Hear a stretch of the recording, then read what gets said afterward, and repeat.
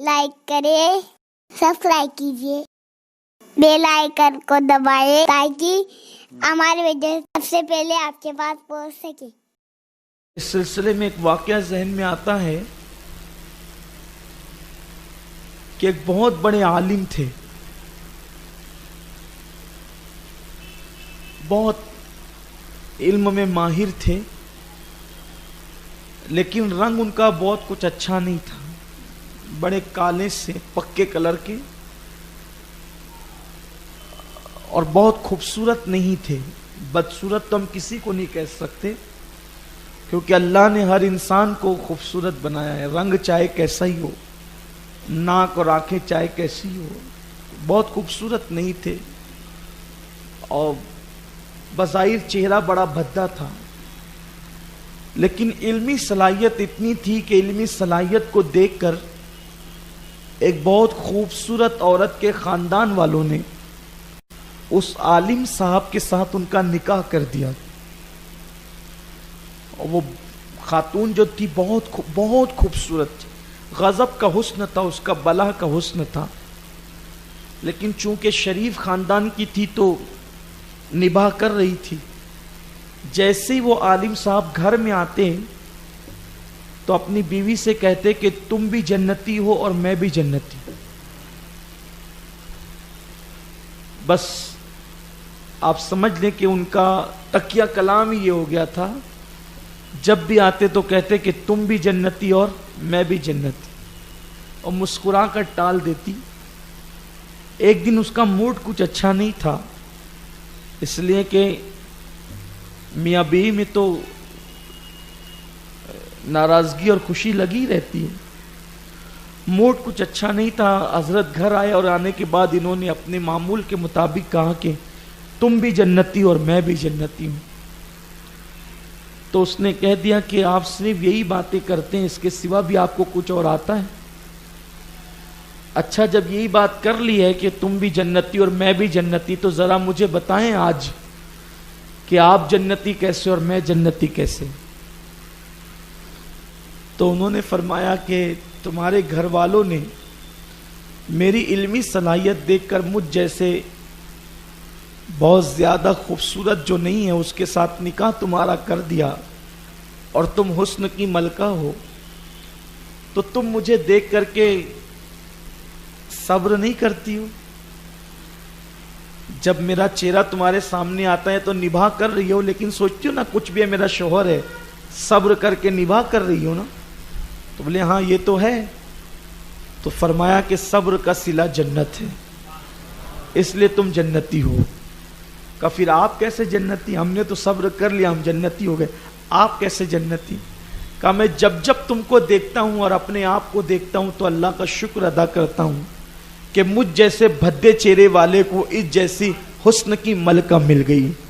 تو تم صبر کر کے جنتی ہو اور ہم شکر کر کے جنتی۔ تو انسان کی زندگی میں یہ دو چیزیں بہت قیمتی، اور اسی لیے فرمایا گیا کہ اگر کوئی شخص نفل روزہ رکھے، کوئی بندہ نفل روزہ رکھ کے صبر کرے، اور کوئی بندہ کھا کے شکر کرے، ثواب میں دونوں برابر ہے۔ روزہ رکھنے والا بھی اور کھا کے شکر کرے، یعنی شکر کا مقام اتنا بلند ہے، اور صبر کا صلہ تو جنت ہی ہے۔ تو ایوب علیہ السلام کی زندگی میں دو چیزیں خاص نظر آتی ہے، ایک تو صبر ہے اور دوسرا شکر ہے۔ ایوب علیہ السلام کا سلسلہ نسب میں نے پیش کر دیا، بہت خوبصورت تھے حضرت ایوب علیہ السلام۔ ویسے بھی اللہ تبارک و تعالیٰ نے جن کو نبوت دی ہے، ہر نبی کو اللہ نے خوبصورت بنایا، ان کا نسب بھی بے مثال ہوتا تھا اور ان کا حسن بھی بے مثال ہوتا تھا، یعنی ہر معاملے میں نبی نرالا ہوتا ہے، اس کی شان ہی جدا ہوتی ہے۔ ہر نبی شان والا ہے، اور ان شان والوں میں شان والا ہمارا نبی ہے، اس لیے کہ ہمارے نبی سب کے امام ہیں، حسن میں امام، علم میں امام، تقوی میں امام، پرہیزگاری میں امام، اور ہر چیز میں وہ امام ہے۔ ایوب علیہ السلام بہت خوبصورت تھے، اونچا قد تھا اور گردن آپ کی چھوٹی تھی، قد اونچا ہو اور گردن چھوٹی ہو تو یہ حسن کی علامت ہوتی. یعنی کوئی اونچی گردن والا برا نہیں مانے، میں صرف بتا رہا ہوں کہ جب گردن بہت اونچی ہوتی ہے تو یہ حسن کے خلاف ہوتا ہے بظاہر. عام طور پہ آج لوگ حسن کو اسی طرح دیکھتے ہیں کہ چمڑی سفید ہو بس اسی کو لوگ حسن سمجھتے ہیں. لیکن جو دانشمند لوگ ہیں اور جو لوگ حسن کے قاعدے اور قوانین جانتے ہیں انہیں پتہ ہے کہ کیا چیز کیسی ہوتی ہے تب حسن کی سند ملتی ہے. تو ایوب علیہ السلام کی گردن چھوٹی تھی، قد اونچا تھا اور بڑی بڑی آنکھیں تھی. بڑی بڑی آنکھیں بھی اور بھری بھری ہو تو وہ بھی حسن کی ایک علامت ہوتی ہے. آنکھیں بڑی بڑی، بھری بھری، خوبصورت اور گھنگریالے بال تھے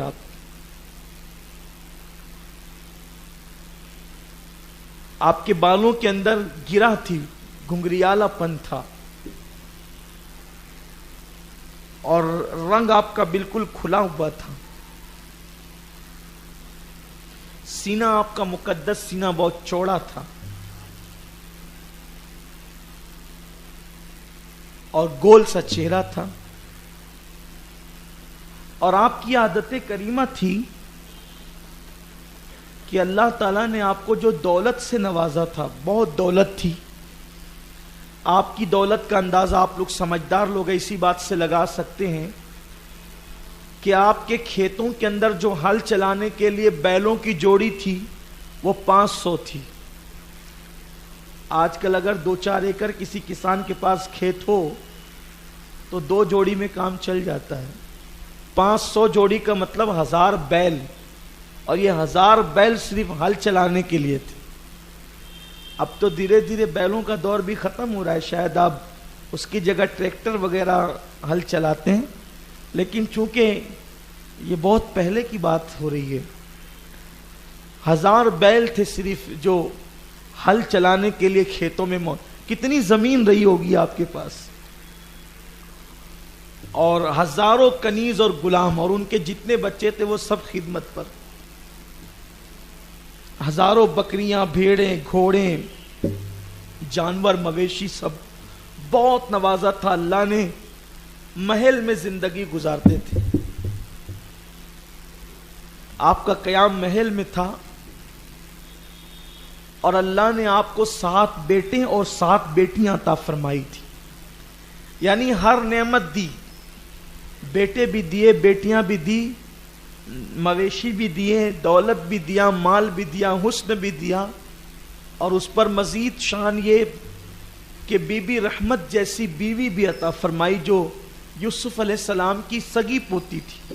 یوسف علیہ السلام کے بیٹے افراہیم ہیں، افراہیم کی بیٹی تھی بی بی رحمت. اب میں ان کا حسن بی بی رحمت کا کیا بیان کروں. اب جس کا دادا حسن کا تاجدار ہو یوسف علیہ السلام، تو پوتی بھی تو بہت خوبصورت ہی ہوگی نا. اس لیے کہ عام طور پہ بچے یا تو باپ پہ پڑھتے ہیں، یا تو ماں پہ پڑھتے ہیں، یا دادا دادی پہ پڑھتے ہیں. یہی حسن کا عام طور پہ مزاج اور امتزاج ہی رہا ہے. بہت خوبصورت تھی. انشاءاللہ ہم جب یوسف علیہ السلام کا ذکر کریں گے تو اس سال ارادہ یہ ہے کہ بہت تفصیل سے کریں گے، بھاگم بھاگی میں نہیں کریں گے. تذکرہ یوسف علیہ السلام اس سال بہت اطمینان سے ہوگا انشاءاللہ، اور ہم ایک ایک آیت کے مفاہیم پر گفتگو کریں گے.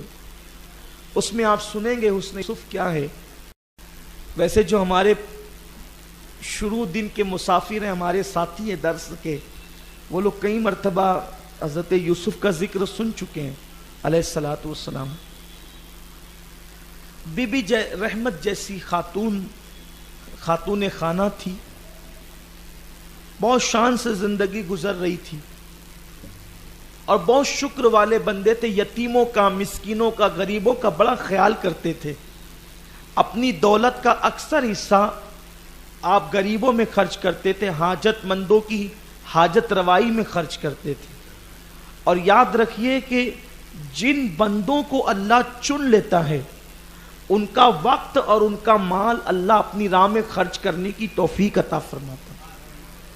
ورنہ عام طور پہ کسی کا مال تو پھر زنا کے اڈوں پہ جاتا ہے، کسی کا مال شراب خانوں میں جاتا ہے، کسی کا مال رشوت میں جاتا ہے، کسی کا مال ڈاکٹروں کو بیچا جاتا ہے۔